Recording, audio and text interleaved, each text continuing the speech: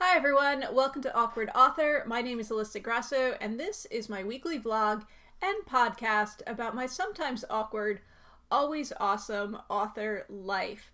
And we are still avoiding the public here, and kind of just staying home. So I have gotten some more writing done, maybe not quite as much, because we did have, it was my boyfriend's birthday. Happy birthday, Ron, on Friday. So, I spent the day with him and also, spent the morning baking a cake and making his birthday dinner, which was chicken pot pie. That's what he always gets on his birthday, which I don't mind making, but it is a little bit of work. So there was a definite, some time spent, doing the cooking stuff as opposed to doing the writing thing. So a little less time perhaps spent writing, but I think I still, made some good progress in the past week. I'm now up to 42,000 words on my manuscript, so I'm very happy with that. Moving along.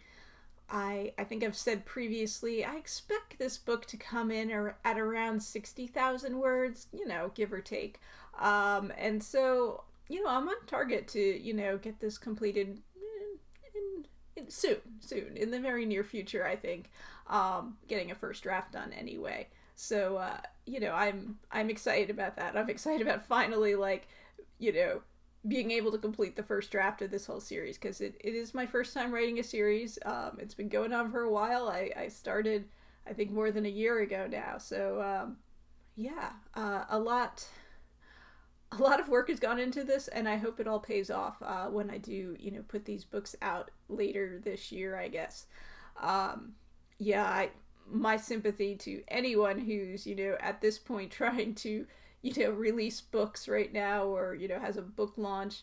I don't know that, digitally, well, it still affects it because the news, everyone's talking about, this outbreak, and that's what's, forefront on everyone's mind. And now we have, the stock market going a bit crazy as a result of all that. So there's a lot of chatter out there that you do need to compete with to try to get your message out there. But who knows? If we're all going to be staying home and we're going to be in lockdown like they are in Italy, which I have a feeling that's what's coming for this country. I don't have a crystal ball, but I don't know. It seems like Italy's, maybe 2 or 3 weeks ahead of us, and, we're going to be in a situation like they are now as we head into, April or so.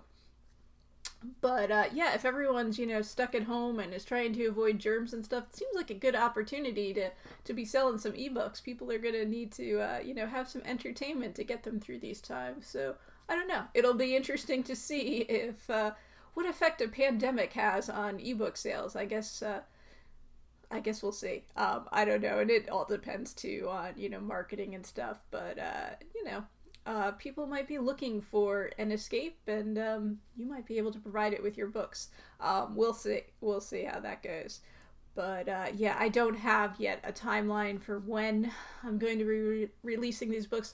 I probably will have a better idea once I get this draft done, and once I am able to kind of go through and do my best to clean up the whole series. I know there's quite a few things that need to get changed in previous books, as I've changed things as I've been going along, and I have been changing things in this book as well as I've been writing it.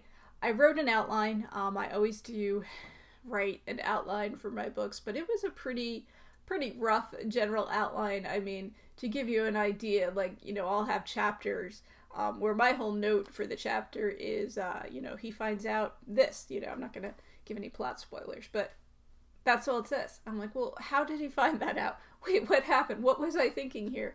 And I probably didn't have a plan. I just knew that he had to find this out now so that, this could happen next and that sort of thing. But, so as I'm going through writing it, it's like, oh, okay, I gotta figure this out now. So that's a little bit of a challenge. It is nicer, I think, when I create a more detailed outline, because it makes the job of writing a little bit easier. But as I've been going along, I mean, I've been coming up with, more detailed plans for how things need to happen. But also, I've been taking a few, I don't want to say detours, but maybe adding some things that I hadn't realized, I was going to add, and maybe switching a few things around. But overall, I don't think they're going to have a huge impact as far as like it's not going to lead to, hopefully it's not going to lead to big problems as I try to wrap this thing up, but we'll see if I've made more work for myself. I don't think I have. I think it only adds to the story and shouldn't lead to any issues with it, but yeah, I don't know.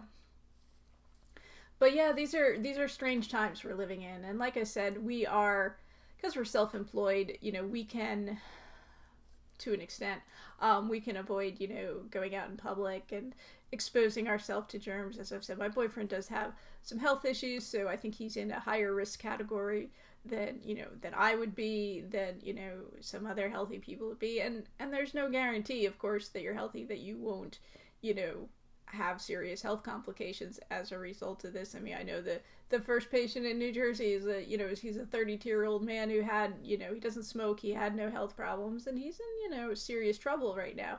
I hope that he, is able to recover and will be fine, but it's a little scary. It's a little frightening, and, I think it is something that you need to take seriously, take some precautions, and, if you are if you're able, try to avoid public, and certainly try to avoid large crowds and big gatherings. And we're seeing the impact, authors are seeing the impact with the cancellation of different conventions and festivals and stuff like that. And it's obviously a disappointing thing for people who are looking forward to these events, especially people who are going to be promoting books at the events. And it'll have an impact on things, definitely, for you, if that was part of your marketing plan, or part of some things you were doing to promote your book. And so there will be repercussions as a result of that, but I think overall it's the best decision to make, because we don't know what's coming, we don't know what's going to happen down the road. But I think any steps we can take to maybe make things not quite as bad as they could be is definitely a step in the right direction. And so it just makes sense to cancel different conventions or festivals or fairs or what have you that are going to draw a huge crowd of people from all over and bring all these germs together, because we're seeing that sort of thing happen already with as people are moving around, and the virus is spreading to other places. And it's one of these things that at first it doesn't seem that bad, and then it gets progressively worse as more and more people are spreading it. And so anything we can do to kind of mitigate that and make it maybe not as severe and not spread it as quickly, I think is a good idea. But yeah, it does really stink if you're one of the people that is hugely affected by it because you have a book coming out, or have some sort of event that you're going to have to postpone or cancel altogether as a result. And anyway, I mean, the only upside I would say is that, well, maybe it gives you some time to work on your next project and throw yourself into something else. And who knows, I think maybe 6 months from now, a year from now, we're going to see a lot of a surge in creative output, because people are going to have been working on all these different projects that they have going on, and putting out all this new stuff out there. So that's something hopeful to look forward to in the future, maybe. But right now, yeah, things are a little iffy out there. Yeah, as I've said, we've made some changes to how we do things, and really aren't going out there at all. We got our first grocery delivery order last week, exactly a week ago. That was we live out in the boonies, and we don't live together, my boyfriend and I. So I live in the Pennsylvania boonies, and he's in the New Jersey boonies. And I know people are like, New Jersey doesn't have boonies, but trust me, they do. It is the Garden State. People forget that. It's the Garden State. And, once you get out of, the areas that are close to the city or close to Philly or, the shore or whatever, there's some very remote areas and, farmland and all that kind of stuff. So, New Jersey is very diverse in many ways. So anyway, we don't really have a lot of options as far as when it comes to grocery delivery. So on the New Jersey side, I think it's like one store that delivers, or does Walmart deliver? I think Walmart might deliver too, but like Walmart is very limited in what they have in terms of food and stuff, and it's not a store we ever really regularly shop at. So we went with the one grocery store, and yeah, they gave us like a, you could pick your delivery time, like a 2-hour window. It was like 1 to 3 we picked. So we're like, okay. And I had to make sure I was over there at 1 to help bring in the stuff. My boyfriend can't lift even like grocery bags because of his health problems. Anyway, so I knew I had plenty of time, because on my way over there, actually I had a call from the person who was pulling the order that they didn't have an item or whatever, and it was very confusing because we ended up actually getting the item we wanted, which they didn't have. When you order from the app, like, I guess they don't have every item that's on the store in there, and so it was like they had a different variety of the item, and so we put that on, and then when she called me, they're like, oh, we're out of these. And then I was like, do you have the other kind? Like, it's these frozen rolls. And I was like, oh, do you have the wheat kind? Because that's what we really want. And she said, oh, no, we don't have any of them. So I was like, oh, okay. Well, just forget it. You can just cancel that then. And then we got it in our order. So that was interesting. But anyway, so, I was kind of hurrying to get over there, make sure I was there by 1. And, we had lunch. We're, hanging around waiting for this guy. Anyway, it was supposed to be between 1 and 3 that they came. They actually showed up at 3:30. So that was kind of like, okay, this is kind of a pain. Like, so we had to wait around basically 2.5 hours for the delivery, which I guess is not a big deal, but it was kind of annoying. So we're going to try to do the pickup this week. So we are going out. I don't really think it's, you pull into a parking spot and they, basically bring the groceries out to your car, supposedly. So that's what we're going to try this week, and with the same store, but just their pickup. And it's a lot cheaper. It is actually free to pick up. To get it delivered was kind of pricey. What did we say?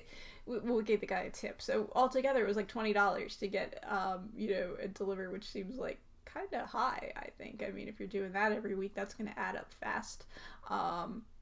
Basically $20 is what I'm making a week from the sale of my books right now. So, I mean, not that I'm relying on that income really, but it's a big expense when you add that up. So we're going to try the pickup, which happens to be free right now. It's free for a limited time. So I don't know. We'll see how that goes. It's not even the grocery store we normally go to because they don't have.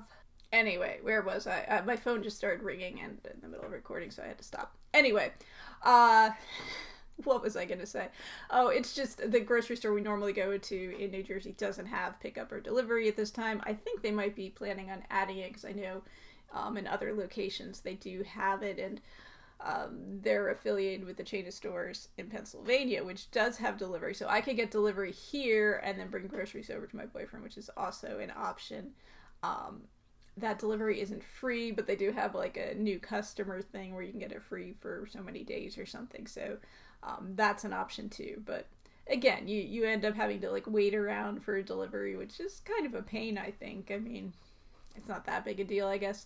And I guess it is more convenient than going out to the store, and certainly better than going out to the store during what are crazy times, not just like the spread of germs, but people are kind of out there doing the panic buying thing and, hoarding hand sanitizer and soap and whatnot, toilet paper, apparently. Thankfully, we're stocked up on those things, so I think we're okay for a while, and I don't foresee, us running out of this stuff anytime soon. Not just the stuff at home, but even in the stores. Like, I think they'll restock. I don't think it's like, the end of the world right now, but some shoppers seem to disagree. So anyway, interesting times we live in, interesting times.